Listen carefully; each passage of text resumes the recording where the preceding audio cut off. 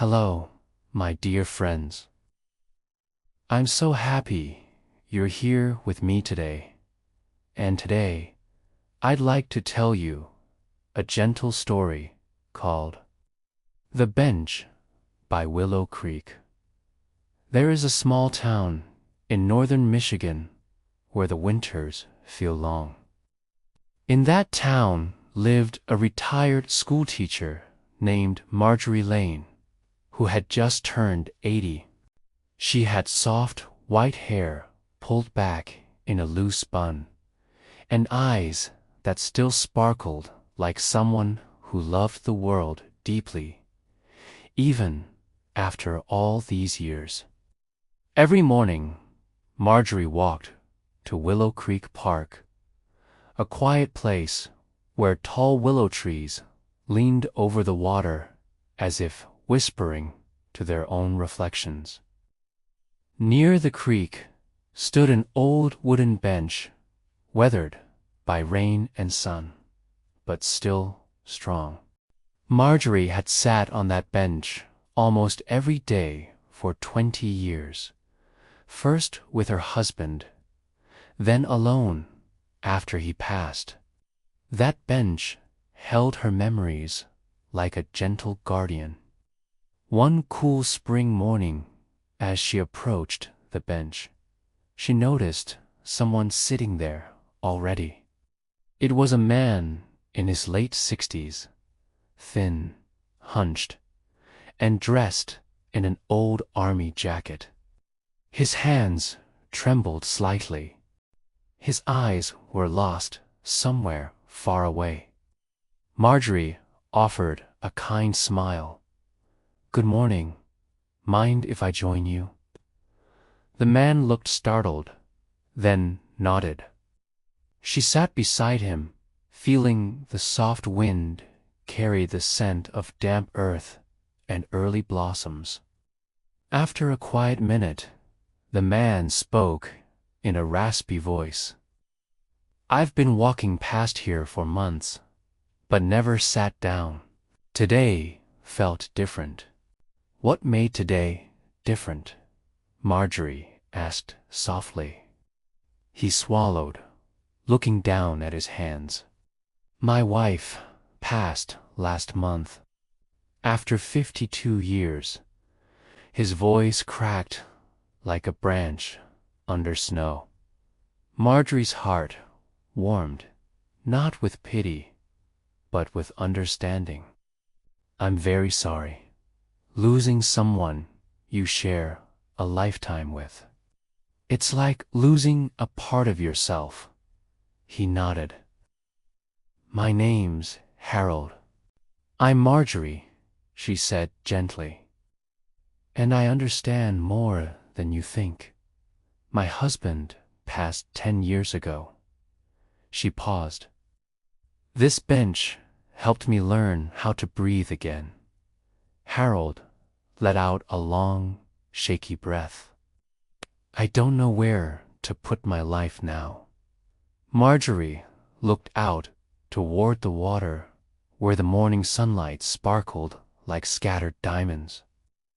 "My husband used to say that grief is like the tide. At first, it crashes, violent and unforgiving, but over time, it becomes a gentle wave. It never disappears, but it stops knocking you over." Harold wiped his eyes discreetly. "I hope that's true." "It is," Marjorie said. "But you have to let yourself feel it, not run away." They sat in silence for a while, listening to the creek, the distant chirping of birds returning from winter travels. Then Marjorie asked, "Tell me something beautiful about your wife." Harold smiled for the first time, a small, trembling smile. She laughed with her whole face. Even strangers would end up laughing with her. "That sounds lovely," Marjorie said. "My husband used to whistle whenever he cooked." Every dish had a soundtrack. She laughed softly. Before they knew it, an hour had passed. The sun climbed higher, warming their backs. For the first time since she passed, Harold said quietly, "I feel like I'm not drowning." Marjorie touched his hand gently. Sometimes healing starts with simply sitting next to someone who understands. Harold nodded slowly, almost in gratitude. As the days passed, they began meeting at the bench regularly. They talked about their spouses, their children, their favorite memories, their fears about aging, and the small joys they still had, like warm tea, gentle music, or the feeling of sun on their faces. One afternoon, Harold arrived, holding a small bouquet of wildflowers. "I picked these from the trail," he said shyly. "My wife loved flowers." Marjorie smiled warmly. "Let's place them here on the bench." A small honor. They arranged the flowers in a way that felt sacred, not sad.